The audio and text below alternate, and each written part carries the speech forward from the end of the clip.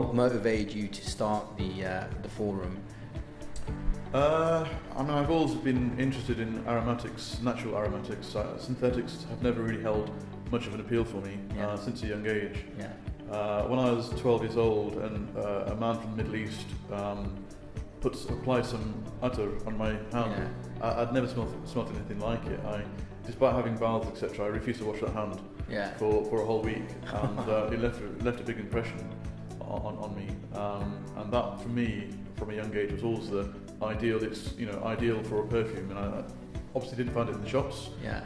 He brought it from the Middle East, and so with that in mind, as I grew older, and I got involved with the Islamic societies in the university, you came across more scent because it's an integral part of our tradition as Muslims. Oud, musk, it's mentioned in the hadith, the sayings of the Prophet Muhammad, peace be upon him. It's mentioned in the Quran. Yeah. It plays a central role in the imagery depicted of paradise in the Quran as well. So scent plays a central role in the culture of the Muslims and in the Islamic world. So naturally, being involved with Islamic societies, etc., I came across scents. Didn't really match my early impression, and maybe that's because an experience a decade before prior was it was viewed with rose-tinted glasses. But around 2000, I came across some people at an event, and when they walked past me, it wasn't just the scent itself that they had on. It was the feeling that it produced. It was a feeling of almost grandeur or elegance, which I'd never encountered. To this day, I don't know what they were wearing, but I suspect they were wearing oud. And then I started to go to some spiritual gatherings, and in those gatherings, there were people who would be selling perfumes, etc. I remember splashing out in 2005 on a rose oil, which was very, very expensive at the time for me, £30, right, which was a huge purchase, right, and I just thought, I felt a bit dizzy as I handed over my cash to the vendor. I think the vendor was Ansar, in fact, and it was a lovely rose oil. I enjoyed it very much. 2006 and 7, I encountered other sellers as well, like Sidi Khalid Miller from Silk Road Ends. He's now unfortunately retired from that business, I think. And he sold me my first oud back in 2007. Oh wow! The oud I'd encountered prior to that was the £5 bottles you'd normally get outside a stall outside a mosque. And while oud was, mentioned liberally in the sayings of the Prophet Muhammad, peace be upon him, those £5 vials just didn't really do it for me.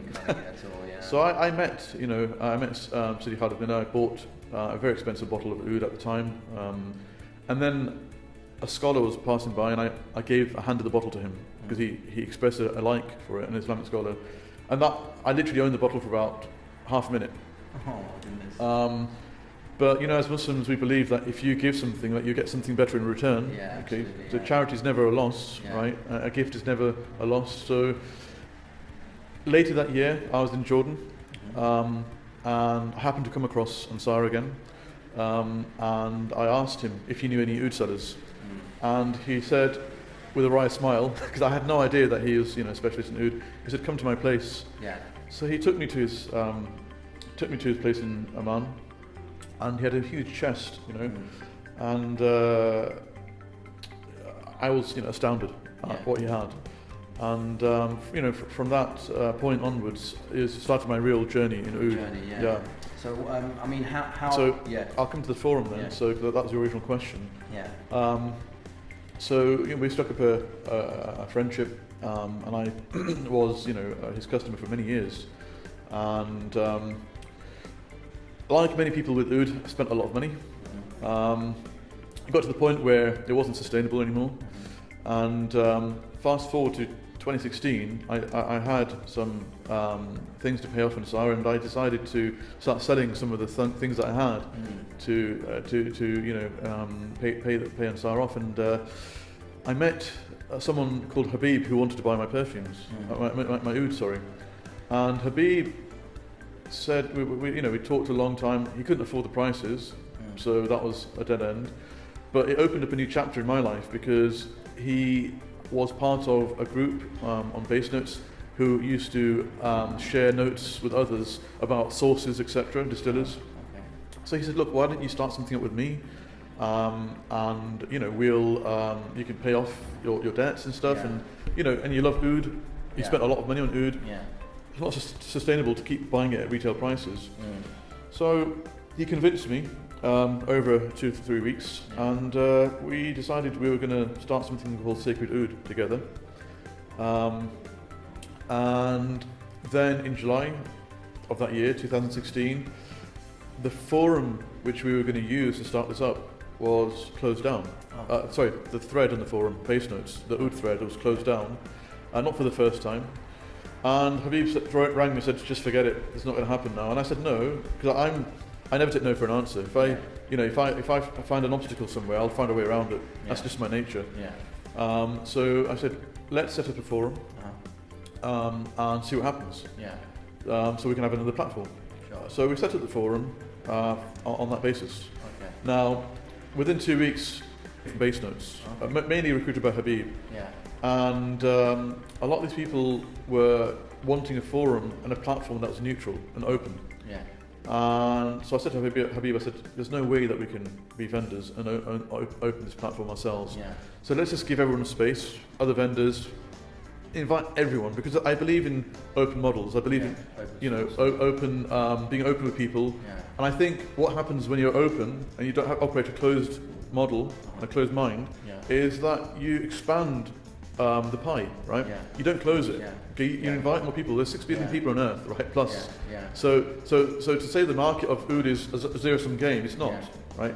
It can be expanded easily if people come together. And you'll notice this principle in many Islamic societies where you go to souks and you find sellers of the same item, the same generic category of item, all next to each other. There's a reason for that. Okay, and so Ouddict started on that basis. We parked our idea for operating anything.